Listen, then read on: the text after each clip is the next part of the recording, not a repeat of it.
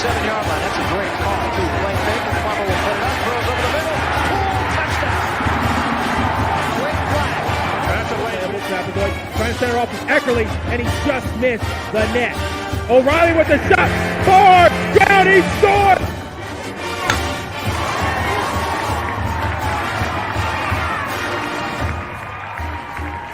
From behind for a month. Now with the lead, they're getting a little wobbly. Philadelphia, they won't get him.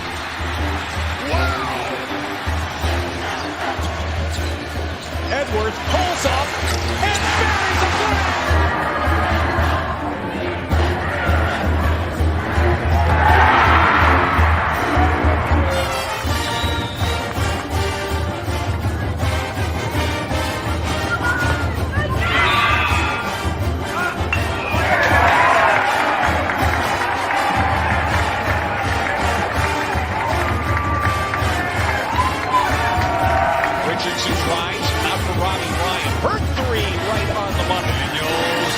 Shot for Derby!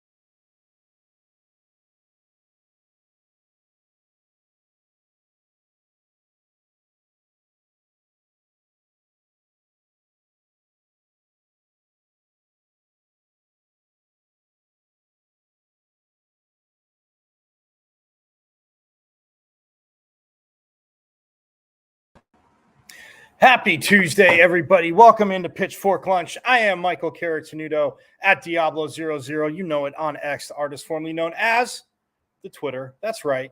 That's right, my Pitchfork Lunchers. Apologies for the middle of the hour start. Was out of practice today, as you guys know, football season. But traffic, there wanted to be an accident on the freeway. I know.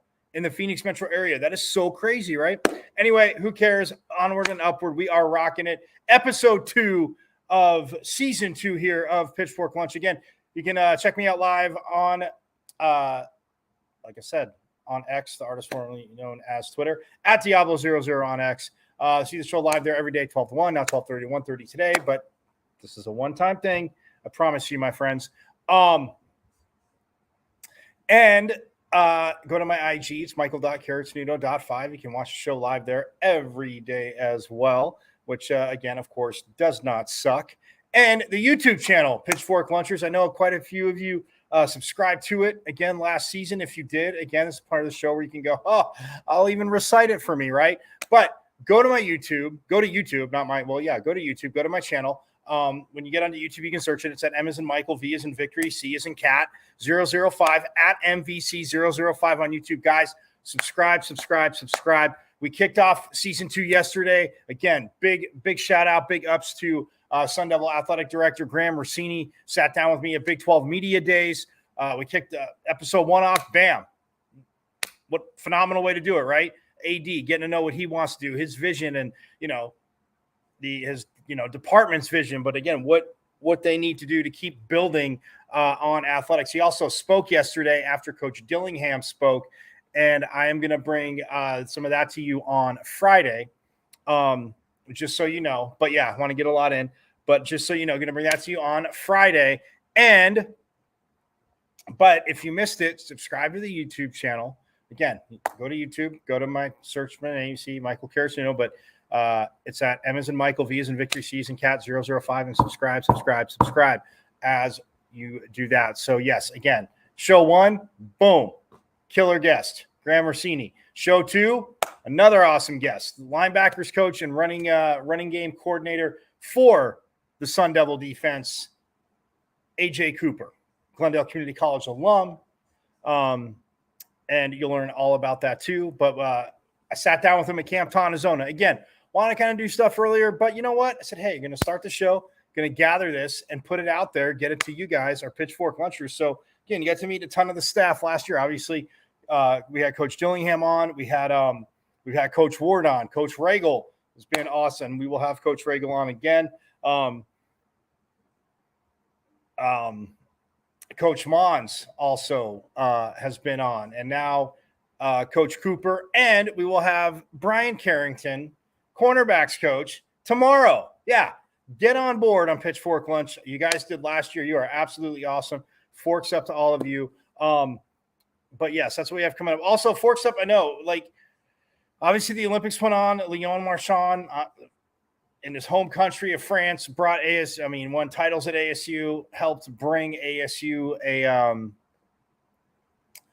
a national championship in swimming. Obviously, huge contributor to that, and 4 gold medals in France in the Olympics, a Sun Devil, as did his swimming teammate Ilya Korun, also medaled for Canada. So once again, Sun Devils absolutely crushing it at the Olympics. So forks up to that. Again, Graham Orsini talked about that. We mentioned a little bit yesterday. And again, apologies. I don't know what caused it to, again, technology, what caused it to freeze. But either way, awesome catching up with Graham. We'll see how, the first half of the year goes. Big announcements too. ASU Hoops, their non-conference schedule announced. We'll get to that. But in an exhibition, they are headed to Durham, North Carolina. And Sun Devil fans, you ask, what's in Durham, North Carolina? Oh, Duke University, where Bobby Hurley was an absolute winner, champion winner, and is an absolute legend.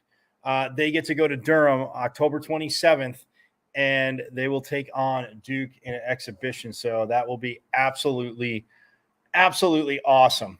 So that was announced, but yes, they're non-conference announced.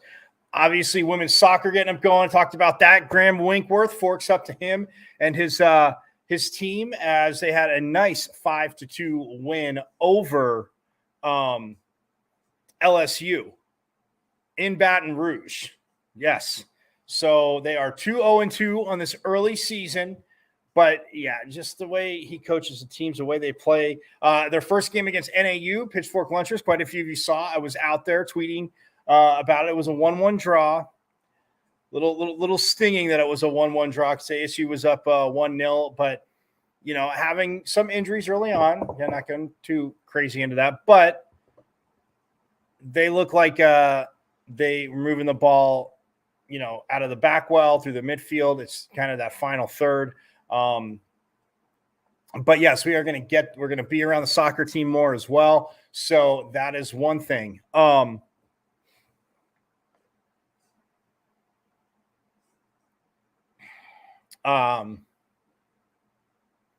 Yes. So, and then women's volleyball, obviously, like I said, they had the maroon and gold, scrimmage at Mullet Arena. It was even a bigger turnout than last year, which is crazy because last year I was like, man, so phenomenal there for JJ Van Neal and his staff, the players, quite a few returners. I know I mentioned yesterday, a few transfers in. We'll get to more and more of that roster, obviously, as their matches get closer as well. But very, very stoked excited for this women's volleyball team who went to the Sweet 16 last year. Yeah, there's a few subtractions as well because of graduation.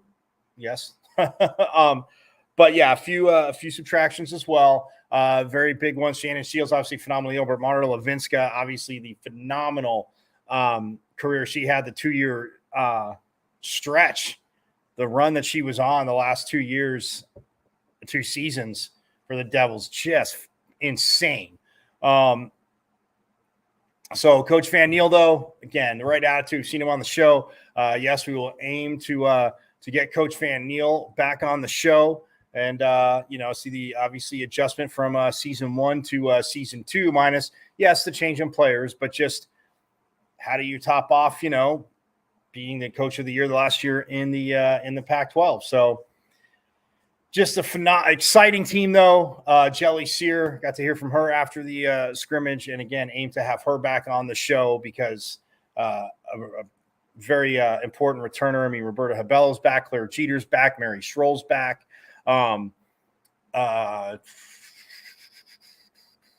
Jillian Neal, who became a serving specialist the second half of last year, back as well, sophomore. So again, let's just we'll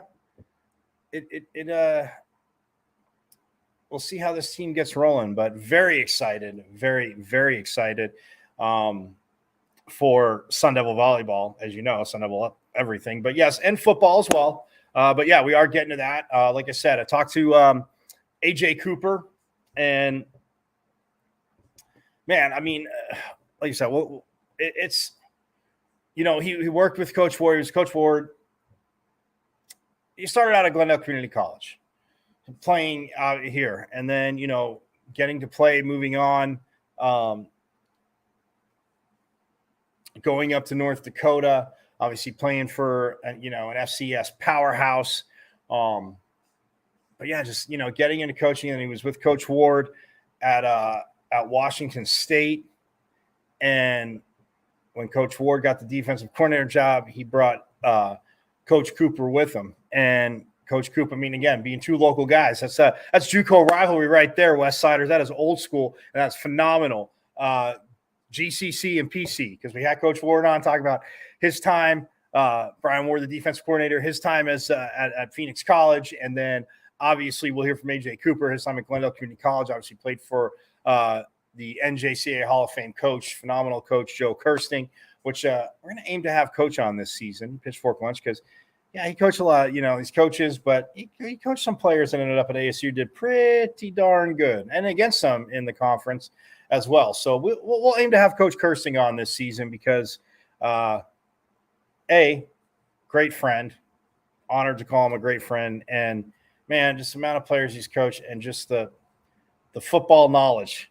And he used to get mad, and you'll hear from Coach Cooper what I used to call the Valley of the Sun Bowl. So, but yeah, being with Coach Ward at Washington, coming down here, just that natural progression, and then you get these linebackers, and obviously people can say hard at defense, communication, getting calls in. Now there's communication in the helmet.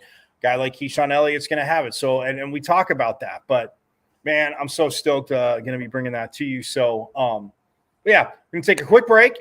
We get back, though. We will hear from Sun Devil. We will hear from Sun Devil linebackers coach and a running game coordinator for the defense, AJ Cooper. Again, just, man, you'll see. But we'll step aside real quick, and we'll have Coach Cooper on the other side.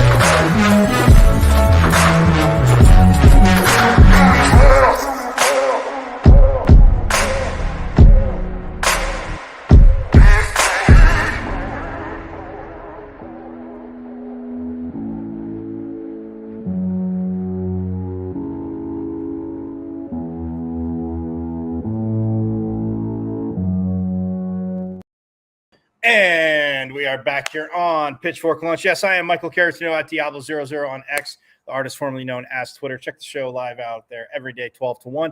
Also, working on it. Should have an announcement tomorrow. Where else you'll be able to check out the show outside of on X, my YouTube. As you know, obviously go to the YouTube channel, my YouTube channel, and subscribe. It's at M as in Michael, V as in Victory, C as in Cat 005 on YouTube. And subscribe at MVC005. So, and like I said, IG every day as well, too. Michael.Caratino.5. You can check out the show live there. And, enjoy the Sun Devil Fiesta party. That's what I'm talking about. Well, that'd be like Table Mesa Road. Enjoy the Sun Devil Fiesta of a show. Anyway, but yes, AJ Cooper, again, just you see him, I mean, the way he coaches linebackers, obviously working with Coach Ward, but like I said, being a Phoenix College, Glendale Community College alum, played in the Arizona Community College Athletic Conference. And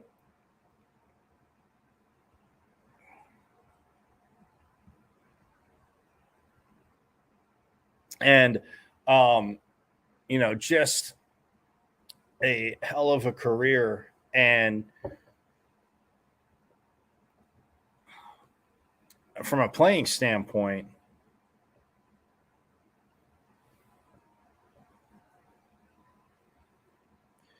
I mean, he's a Valley native, by the way, too.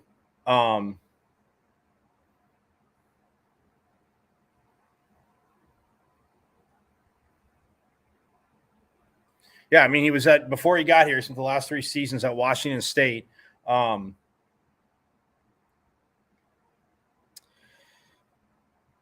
he was the defensive run game coordinator up there, while also working with edge rushers. And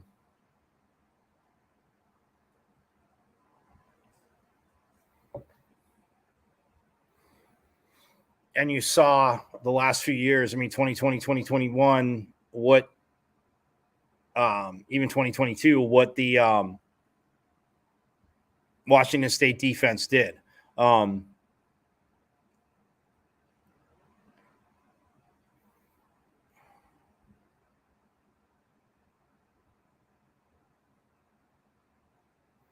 He also, in 2022, for a lot of you football fans, obviously Pac-12 fans, but football fans know that he had Dayan Henley.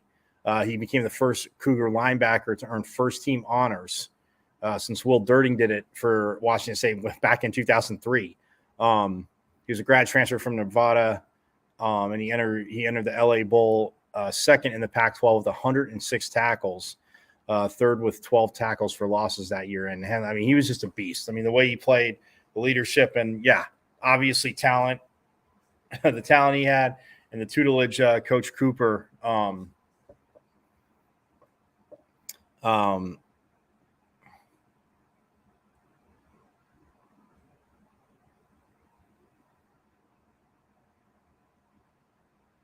he was also at ASU's upcoming opponent, Wyoming. He spent, before going to Washington State, he was 6 seasons working with DNs and special teams for the University of Wyoming. I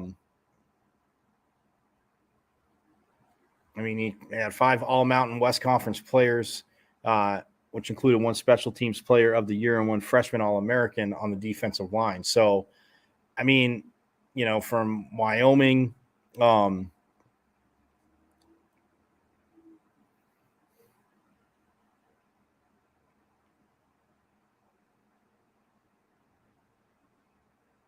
so, and then before that, though, real quick, he was at North Dakota State, coaching defensive ends, and also started coaching some special teams for North Dakota State in 2013. He helped, North Dakota State, in which he played at, but he helped them to a 43-2 overall record and 22-2 in the Missouri Valley Football Conference. Mark, on the way to its 3 consecutive FCS national titles. the 2013 North Dakota State team was the first undefeated FCS national champion since Marshall went 15-0 way back in 96.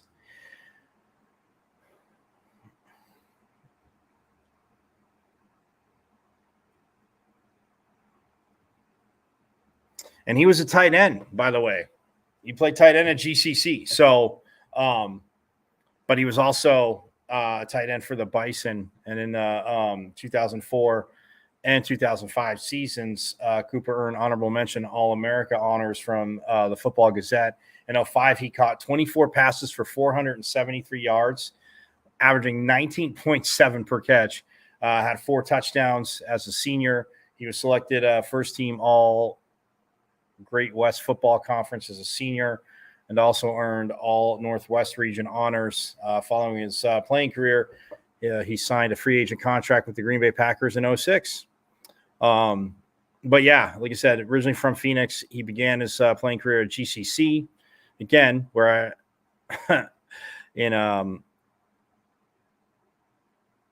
and he led all junior college tight ends in 3 different categories as a sophomore: receptions 44, receiving yards 578, and touchdowns 8. Yes, and I covered A.J. Cooper when he was at Glendale. That was my early on coverage of JUCO sports and the Arizona Community College Athletic Conference. But yes, seeing what he did, and what I called the Valley of the Sun Bowl. So, but anyway, nonetheless, just want to get that out there. But nonetheless, here it is. We're going to hear from A.J. Cooper. I sat down with him at Camp T earlier this month. But yeah, just again, enjoyed the conversation, but now I'm bringing it to you. So without further ado, here is Sun Devil linebackers coach and defensive run game coordinator, A.J. Cooper.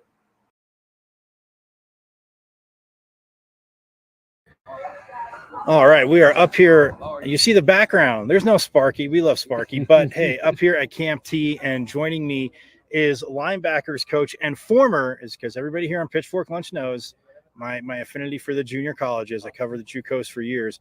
But Glendale Community College Gaucho. You played for Coach Kirsting, right? I did. Coach Kirsting was a head coach. Mickey Bell was a defensive coordinator. Heck, I saw Howard, our equipment guy. He was up at practice yesterday. So, it was a fun 2 years. It was a really that really helped mold me, man, because junior college football was not easy. I know they did a show about it, I think, on Netflix a couple years ago. Yep. At least my experience was not that I don't know, easy. Smooth. Yeah, exactly. All right. So, yeah, Coach, and I want to get into, we'll get into obviously the linebackers shortly, but, the JUCO route, because I know, through the late, the 80s, let's say the 80s, but even through the mid to late 90s, it was like, oh man, Coach Cooper's really talented, but they didn't get it done in grades. That was kind of the stigma just for grades. Well, a lot of guys, you played in the 2000s, obviously, but a lot of guys started, didn't like their offers, whether people felt, they're feeling they're entitled or not. Right. But the growth of the JUCO, like from that, once it kind of got past the stigma just for grades, you were, coaching linebackers, you're looking like you still take heads off. You're a very talented tight end. Yeah, that's the thing. So when you look at, and it's so unfortunate Maricopa doesn't have it, but just how JUCO football grew. And like you said, you worked with some obviously Coach Kirsting being a Hall of Fame coach, and he used to get mad at me. I know this won't surprise you, because after a few years of covering it, I just started calling the Valley of the Sun Bowl the Glendale Invitational, and I got the Coach Kirsting look, which I don't know if you ever got. He's like, I got that look once or twice. Yeah. He goes, Michael, you ever say that to any of my team? Yeah. He goes, I don't have to let you talk to them. Yep. And I was like, I won't tell him. No, but playing for Coach Kirsting, just how you saw junior college football, how it helped your career. And then it's not to be in Maricopa. Obviously it's a bummer, but how important was JUCO football to you? Oh, it was huge. And, I think, recruiting is changed so much in Arizona and specifically Phoenix. Back then it was the 3 in-state schools, and there wasn't a lot of out-of-state schools coming into recruit. Right. Not like they are now. Right. Everybody on the West Coast is recruiting Arizona. Now you're seeing Midwest teams, East Coast teams, right? So at that time, whether you had grades or not, if you weren't getting recruited generally by the in-state schools, you were going to play junior college football, And it was a huge tool. Like, I mean, those 2 years that humbled me, that developed me. It was really only my second and third year playing football full time. I played as a freshman and then as a senior. So like, it was really like I had to develop, I had to grow. Coach Kirsten was awesome. He was the coach I needed at that time. You know, I needed a guy that was going to challenge me, was going to, you know, set the standards really high, that wasn't going to accept less than that. I think about so many of the lessons that he, like, I remember going back later on and thinking, I understand what you're trying to do now. You know what I mean? Like, and at the time I was hard-headed, you know, we're all 18 to 20. We think we got all the answers right. And so, yeah, that just whole time period. And there was really, people remember the West Side had really, really good football. Yes. And if you don't know, just picture what the East Valley is now.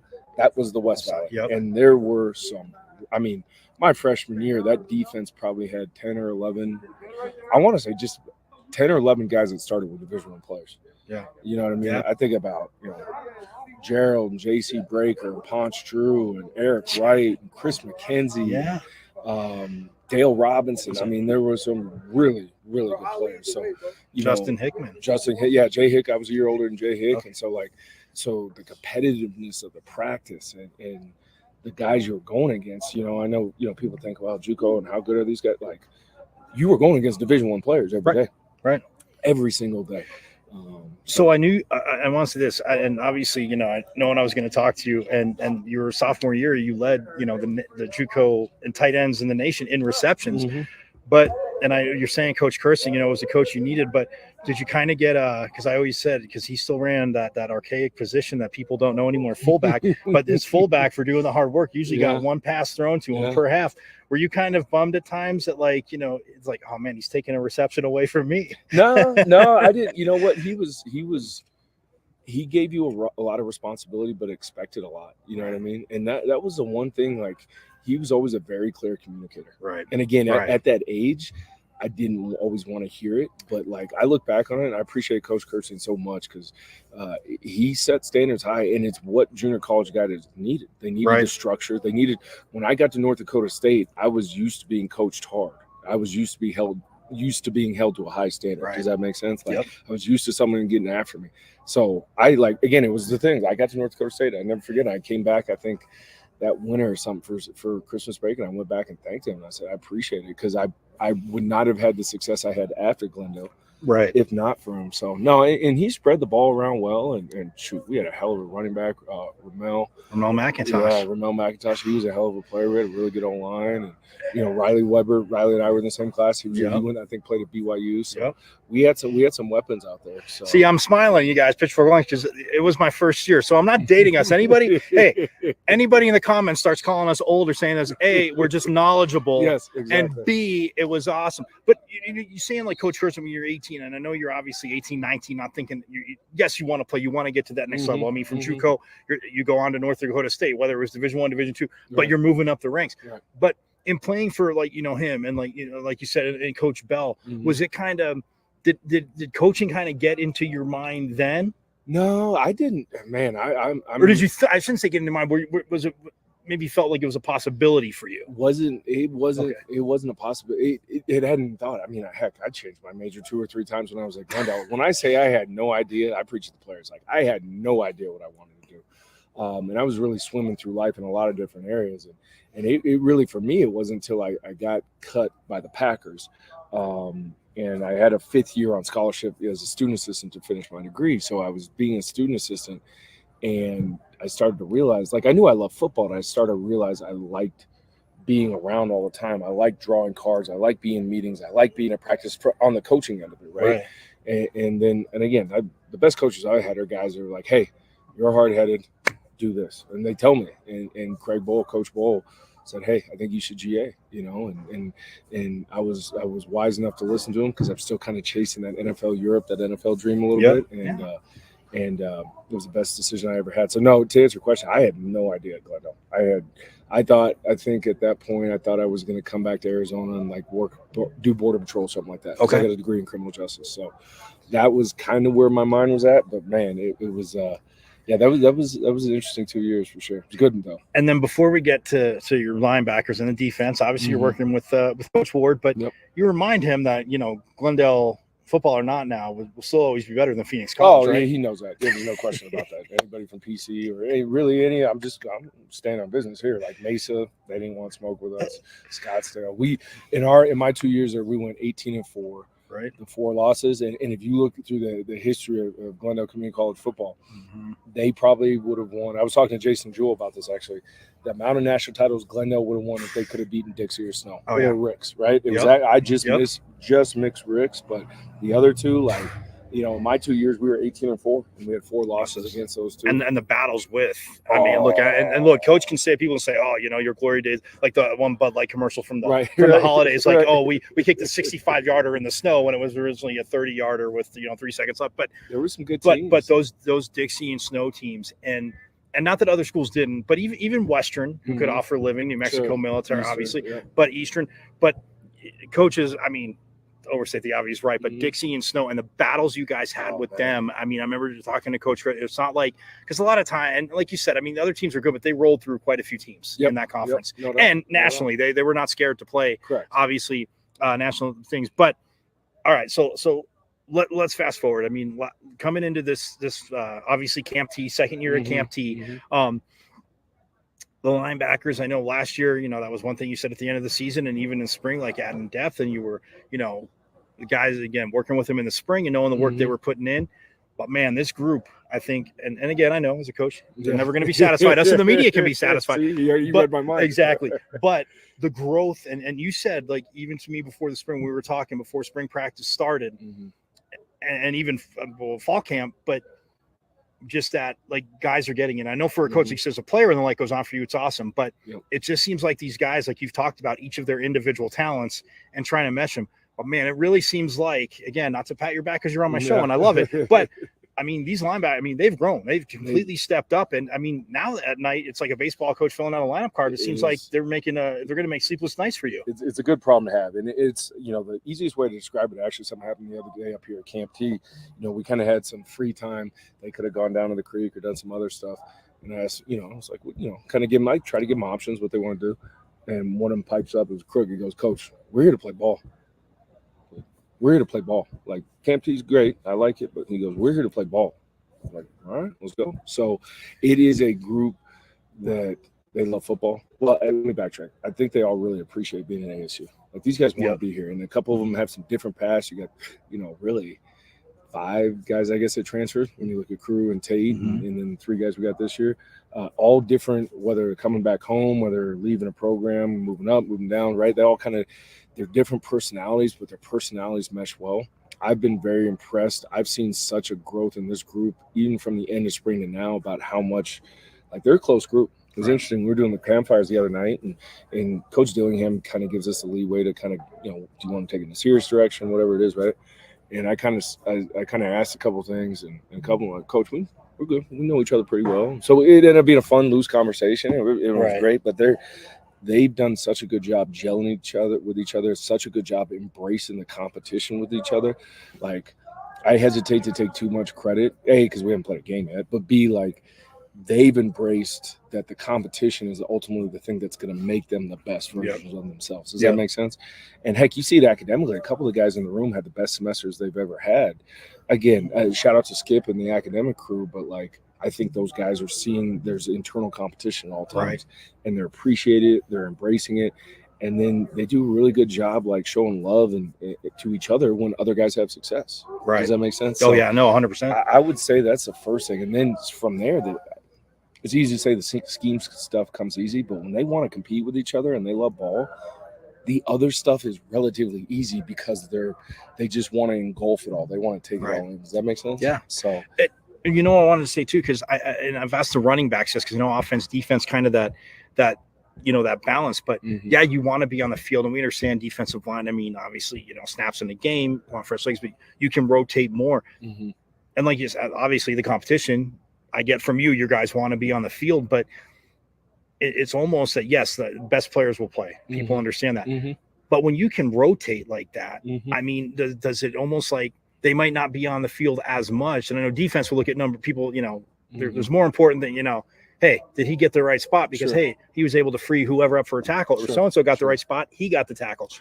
But less can be more from them. Yeah. The number one thing I'm expecting out of those guys is our effort should be at an elite level because of the amount of depth we have. Like the effort, the way they run to the ball, the energy they play with should be very, very high. And it's been consistent. If you ask me, that's one of the things I think we need to keep getting better at. But when you're talking about going in a game and, having potentially 6 guys that you can play, like that's a lot of depth. And the other thing it really focus on is what pieces, because they all do different things well. And so to situationally, as much as possible, put them in the best situations for their skill set for them to have success and help the team, So, and then the other thing, it protects you. Something happens, okay, you got another guy. Right. You know what I mean? Right. And the kind of the last part, it's really going to allow us to develop our younger players. Right. You know what I mean? And you're looking at Prayer and Martell. Kavion's still young, and Kavion's had a really good camp. You could argue from the spring to now, he's the most improved guy in the room. So see, great minds. I was about to ask you, like, I was going to say, I know you hate to single out, but like improvement-wise, not who's starting, but okay. So Kavion, why is that? Or what? Maybe not why. What about like where? Without giving away too much, where like he needed to grow, obviously in places. Playbook's one of them, and understanding confidence, like you guys talked about. But what made him take that jump? I think it's he went through some tough times when he first got here. I don't know how much that's been talked about or not, but went through some tough things, and I think he's been able to heal from those things, and like a lot of us at 18, Kavion's from the south side of Chicago, and Phoenix is a different place, and I think he's become more comfortable as a person, certainly in the locker room with his teammates, and then I think his trust. Kavion's a very, like, he's got a very tight-knit, close family. Very tight-knit, close family that supports him unbelievably, and I think stepping out and away from that and not having that support system was hard at first, and now I think he's become comfortable. He's opened up. He's trusting people, and again, when you do those things, then workouts with Coach Joe, then academics and football become easy. Yeah, you know what I mean? Right.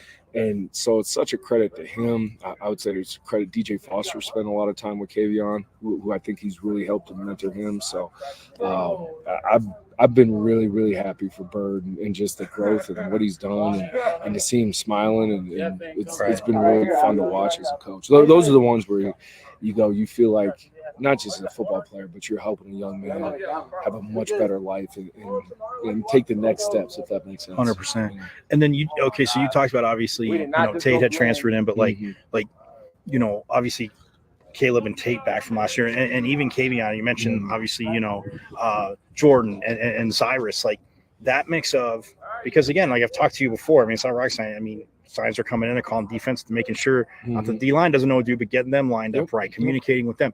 How have guys like Tate and Caleb and even, Kavion to an extent help? Like you said, those guys are talented. That's what they're happy to be here. But how have they helped them get with install and everything? Because now they're around you and Coach Ward for a second year, verbiage, everything, understanding, like you guys are starting to see things on the same page. Those three have been huge as far as accepting those transfer guys. You know what I mean? As teammates, as people, as friends, they've been huge as far as teaching them. In the summer, we're limited on the amount of time we can spend with them. And so, we set up a structure where those guys were meeting 4 to 5 times a week, where I would, create cut-ups, and Max, our QC, our assistant linebacker coach, would create cut-ups.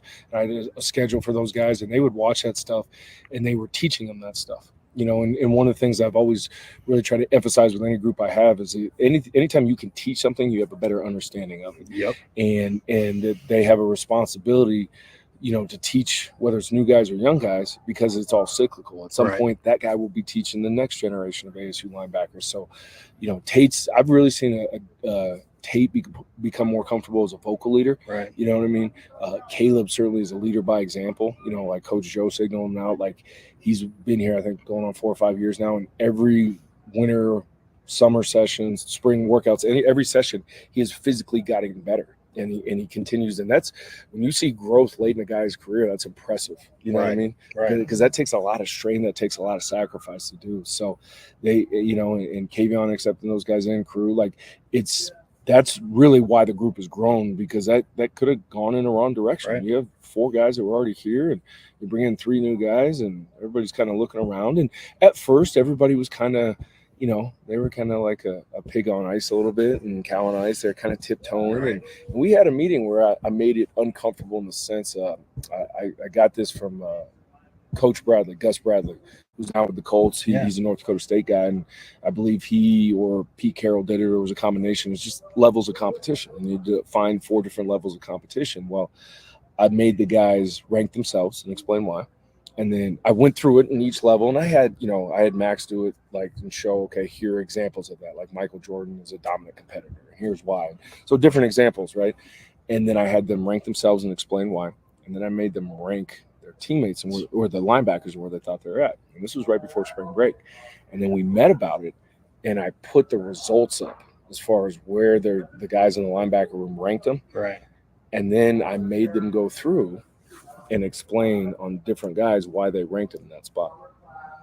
And that was, I thought, one of the best things to break the ice right there. Because guys had to get uncomfortable and tell each other the truth. I think that's one of the hardest things when you're talking about a football team is to hear critique or criticism and realize, hey, we're not critiquing you as a person. We're critiquing your actions. We're trying to make you better. Right. You know what I mean? Really, a sign of love is when someone is not doing something right, it's going to help them, not let them flounder, right? And I thought that really broke the ice with the group. And that was, I don't know, that'd be early March. Right. And you could just see slowly after that, you know what I mean? And so I'm really proud of those guys that were returning because, and we're seeing all across college football that can go the other way now. Right. And you can have a divided room and those guys. And the flip is the guys that transferred in really bought into, hey, this is the plan. Right. You know what I mean? This is our plan for obviously everybody's individual development, but the development of the group and the defense and the team. And they understand it's about the team first. So if they cross the line, which they haven't, but it's always going to be about the team first. Right.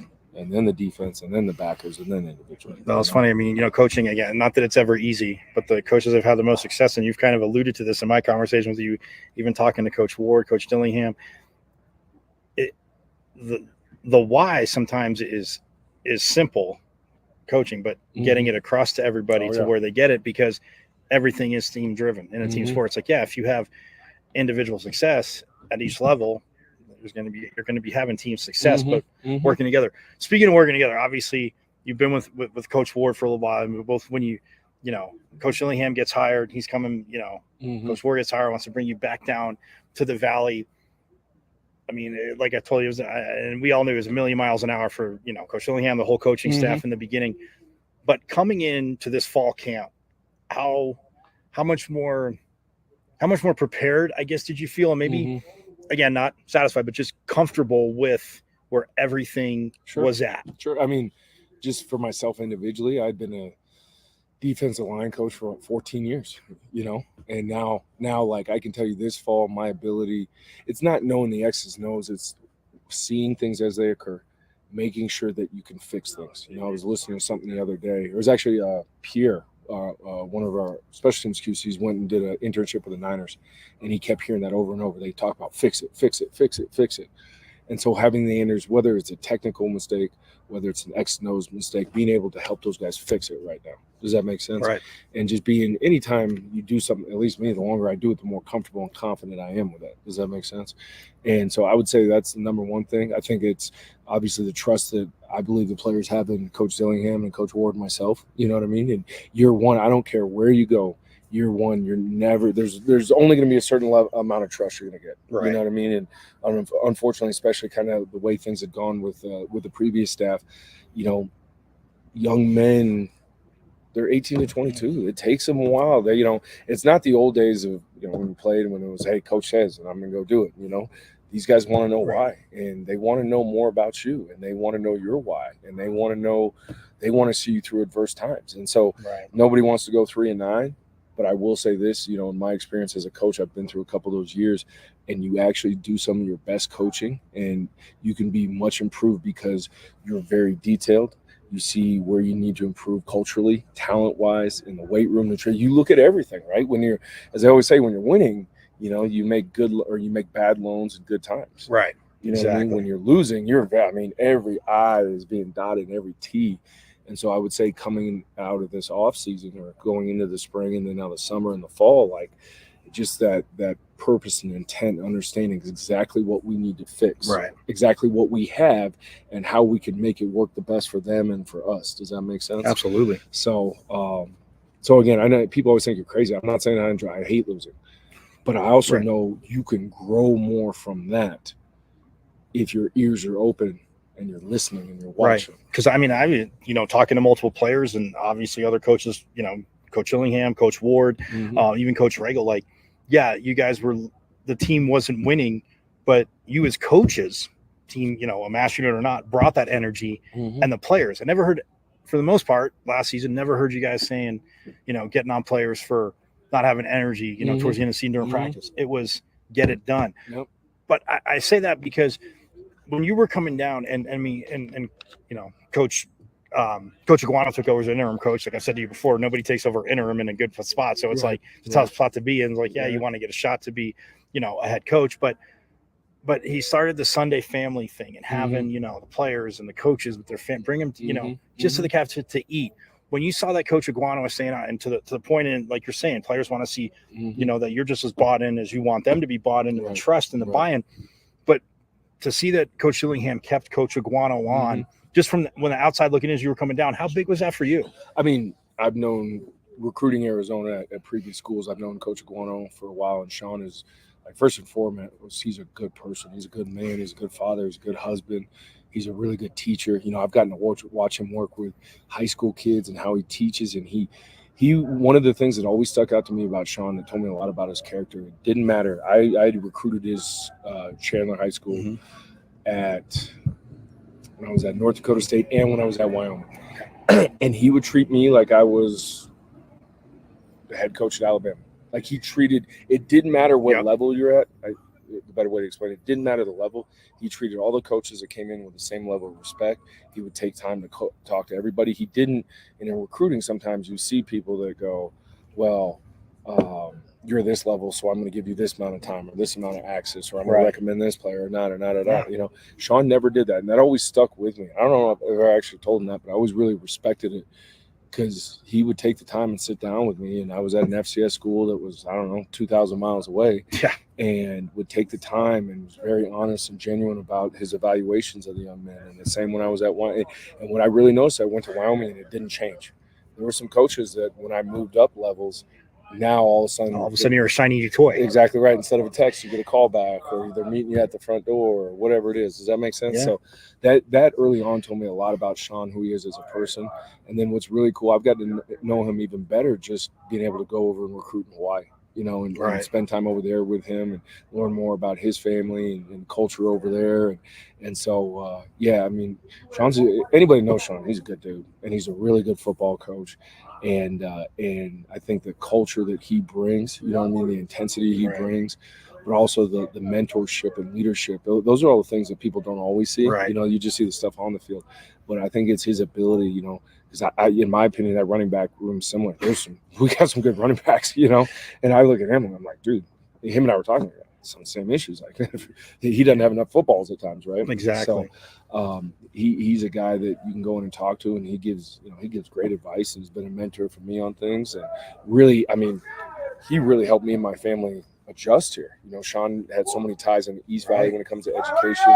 My oldest son is on the autism spectrum, so anytime we move, we're very focused on finding the right academic structure. And Sean was huge in connecting us with some people that helped us pick the right schools and whatnot. So, Sean's a good dude. Really good dude. So speaking of that, we'll go kind of this route. Like, Camp T, is it like an agreement amongst the coaches? Like, you don't play any pranks on each other, and you try and sniff out if any of the players are going to try and do something, play a prank on you guys? You know what? Knock on wood. I'm trying to think. At least to the coaches, nothing's happened. All right. You know what I mean? Like, but we're all sleeping in pretty tight quarters. So if you do something, it's going to come back around on you pretty quickly. So I think I'm sure the players are messing with each other, but Coach Dillingham's really adamant about not hazing and stuff like that. Oh, absolutely. Which is obviously understanding the right thing to do. So, we sleep in pretty tight quarters up here. So it's somebody does something, it might come back around pretty quick. So, I've heard a few different versions of this lastly, too. Is it true that Coach Regal saw a little mouse and actually jumped? Do you know if there's any truth to that? Can you confirm? I cannot confirm that. Okay. I know. All right. I will leave the player unnamed. We saw a snake yesterday. Oh. There was a non-poisonous snake out there. We could all tell that. And this player, his reaction was very. We got a kick out of it. He's not a big fan of snakes. So it wasn't Clayton Smith. I know that it much. It was not Clayton Smith. Now, full disclosure, I see a spider, I would react the same way. So, exactly. Yeah, I know. You know, but we got a little bit of a kick out of that. So, well, but it's cool to see these kids in this environment, go down the creek and just watch them like experience something that not many people, you know, players or coaches ever get to experience. You know, and I definitely have more appreciation in year 2 of getting to go to Camp T. Right. Man, this is awesome. Like the only downside is I don't get to see my wife and kids for a couple of days. But other than that, like really, really enjoy it. And I have been and was really looking forward to coming up here. So it's a really cool, unique experience that when you look around the country, I mean, I don't know how many people have an opportunity to do something like that. Right. So what a blessing that is, right? 90 minutes away, it's 25 degrees cooler, 30 degrees cooler. The weather and the trees, and I mean, it's and I was born in Flagstaff, so I've always kind of naturally kind of leaned towards, you know, the rim country up here and whatnot. So, well, born in Flagstaff, he's a gaucho, and yes, he still lets everybody know. And I know Coach Kersling, like I said, appreciates that one. North Dakota State, and then obviously at Wyoming, and then Washington State, and now back here at Arizona State. Man, we went a little longer than I thought, but Coach, you're awesome. See, I don't have to say much. You guys just go. I appreciate it. You make me look better, so I appreciate your time here on Pitchfork Lunch. We are going to get out. I'm going to get out. Well, actually, I'll be back after this. We'll have a little more Pitchfork Lunch coming up at AJ Cooper Linebackers coach. And I know I always see he always says he has one play left. So one play. So maybe we get a coach player situation, but I think we'd have to get the whole eligibility thing. We don't want to mess with that. But hey, Coach, honestly, thank you so much for taking the time. I greatly appreciate it. Thank you. Folks up.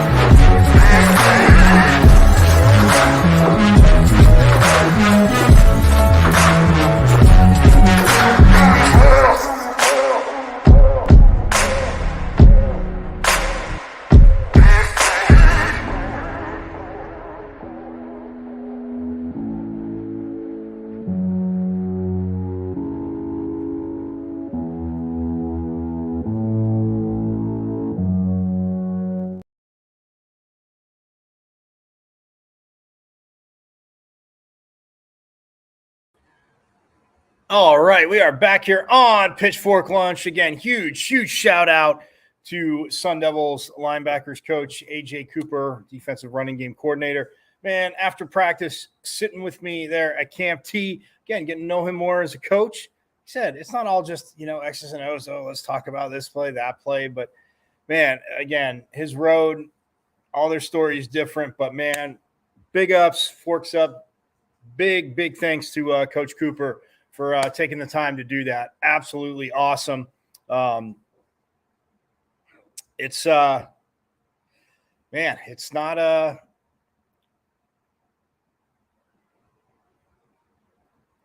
it's again, always awesome getting to do that. And as busy as they are, like you say, Camp T is different. There's no technology, and you saw players again, walking behind us. They were headed down, to the creek area. Others are, playing games, and we'll hear from Coach Dillingham a little bit later this week from up at Camp T about, see experience there, stuff like that. Got a lot to sprinkle in for you guys, for you Pitchfork Lunchers. So, again, big shout out, big thank you to AJ Cooper, Coach Cooper, for doing that.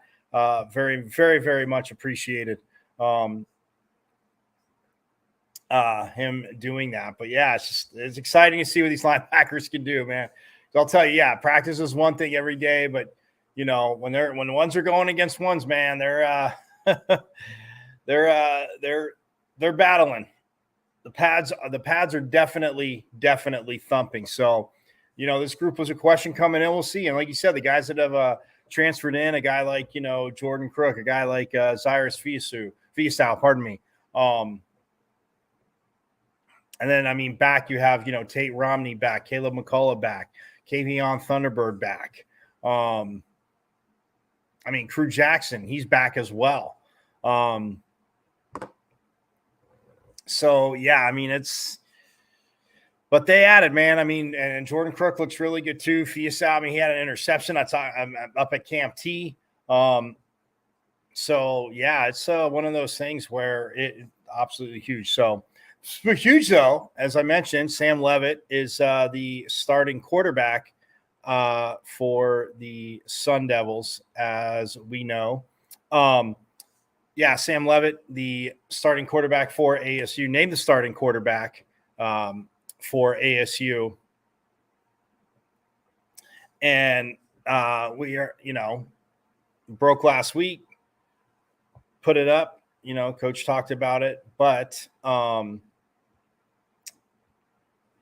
yeah, we will hear from Sam Levitt right now. I want you to hear from today after practice, obviously install going in, working with Coach Arroyo. I'm going to hear from Coach Arroyo actually a little bit later. We're going to get out of here after this. But, yes, so without further ado, here is Sun Devil, again, redshirt freshman transfer quarterback Sam Howell, transferred from Michigan State, was here in the spring, and won the battle between him and Jeff Sims. So, but without further ado, here is – I said Sam Levitt. Ay. But yes, he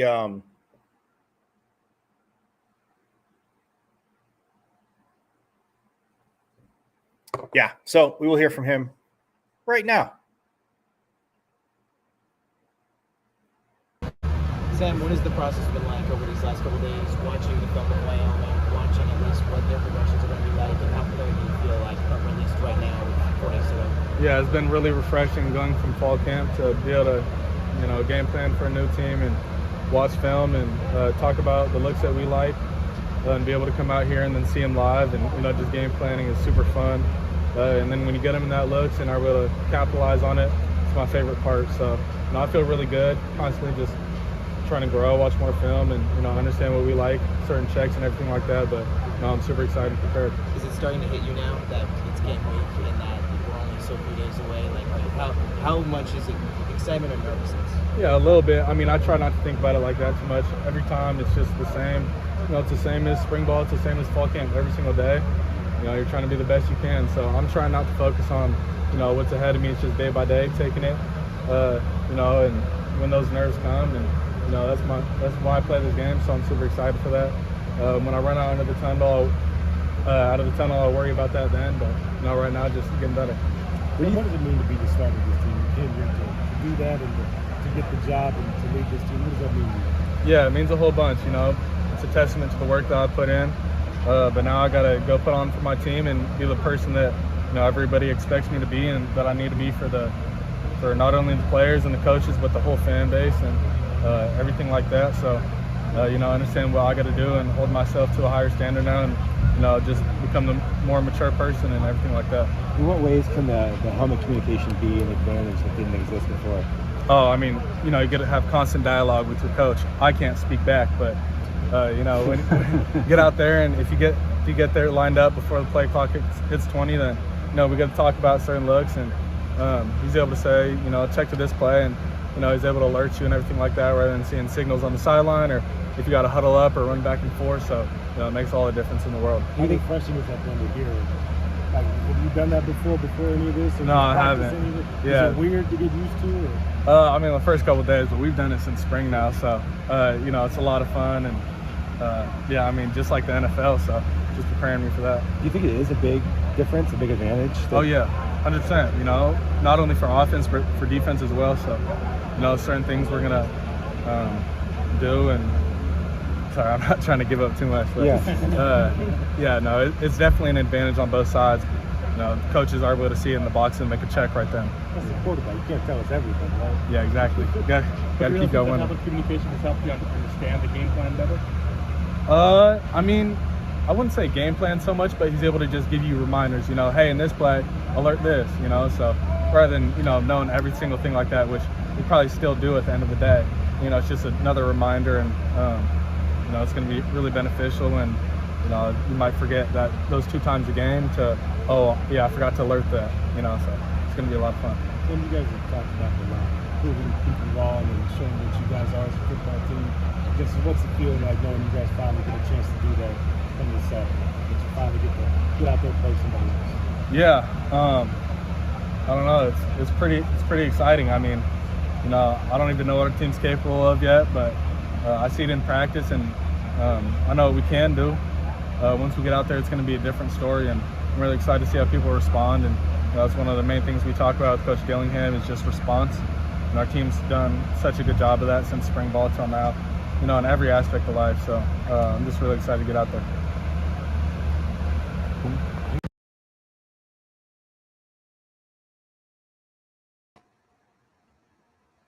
And I mean, you're right there. Doesn't want to give too much away. We can respect that, right? For Sam Levitt. We can obviously respect that, but I mean, look good. I mean, has not had a lot of turnovers. I know yesterday was the first show, but kind of, talking about that, he's thrown a few interceptions, but in the amount of plays and passes and battling, like, he's looked good. And talked about, obviously, the Camp T scrimmage. Posted, obviously, what Coach Dillingham said afterwards. Actually, let's see if I did, but we could definitely put that up.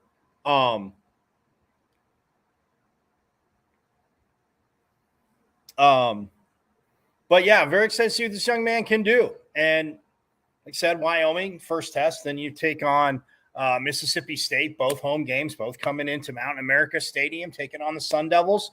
But it is, like for them, it is game week. And you can, again, they've been excited, but talking to Kyson Brown on the way out of practice, just chatting up with him. I go, game week finally here, right? A little more excited. And he goes, always love being out here. But it's chomping at the bit. Like you always hear from all, for a lot of coaches, different levels. You always hear that, yes, it's going to be so awesome to hit somebody else. So there's our Sun Devil starting quarterback as of right now, Sam Levitt. And we'll see what Mr. Levitt can do. Looking for a big season from him. I get Chris Cartman on because he always picks on me. Well, no, I shouldn't say picks on me. He teases me, but again, in fairness, because it is a little bit of a homer show, as we know. But it's not all rainbows and unicorns. Like I said last season, you Pitchfork Lunchers know that. It's not all rainbows and unicorns, but expecting more than 3 wins. So we're going to see if we can get Chris on, hopefully before the Wyoming game, if not shortly thereafter.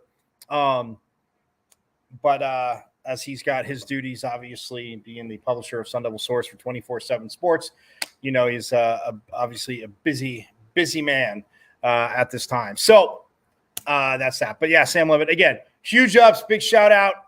Coach Cooper, thank you. AJ Cooper, linebackers coach, again. Love sitting down with him at Camp T, talking to him, seeing what these linebackers can do. And we'll talk more defense tomorrow. It'll be exciting. It's the side of the ball looked at. We'll see what the offense can do now that there's depth up front. The offensive line, Coach Arroyo talked about that today. I'll play that tomorrow. But we'll also be talking to Brian Carrington, in charge of another part of the defense, the cornerbacks. Oh man, and woo! It's exciting. I'm just gonna leave it at that. You can call me. It has nothing to do with being a homer, kids. If you have not seen anything about this secondary yet, we'll talk about that and a lot more tomorrow with Coach Carrington. So that being said,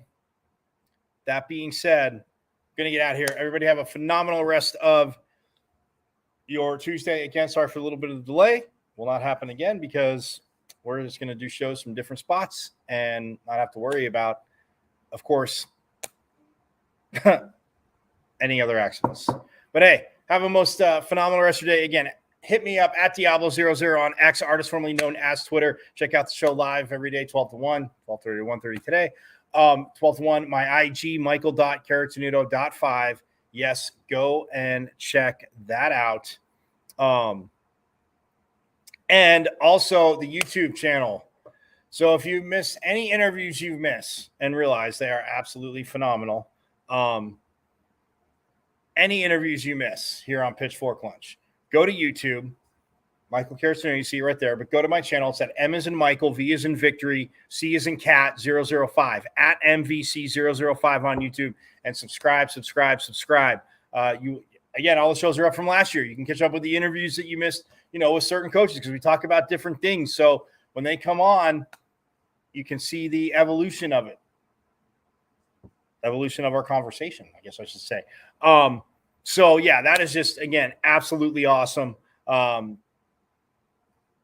As you can go back, you can check out, season 1, and now we're 2 episodes into season 2. Let's go. It is absolutely awesome. So again, go to YouTube. That's at M as in Michael, V as in Victory, C as in Cat 005, at MVC005 on YouTube, and subscribe. So everybody have a phenomenal rest of your Tuesday. I will see you tomorrow. And yes, come on. You guys know it. As always, it's a Sun Devil state. But as always,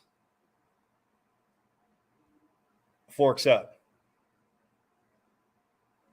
I went to Arizona State. Right. I'm a Sun Devil, man. The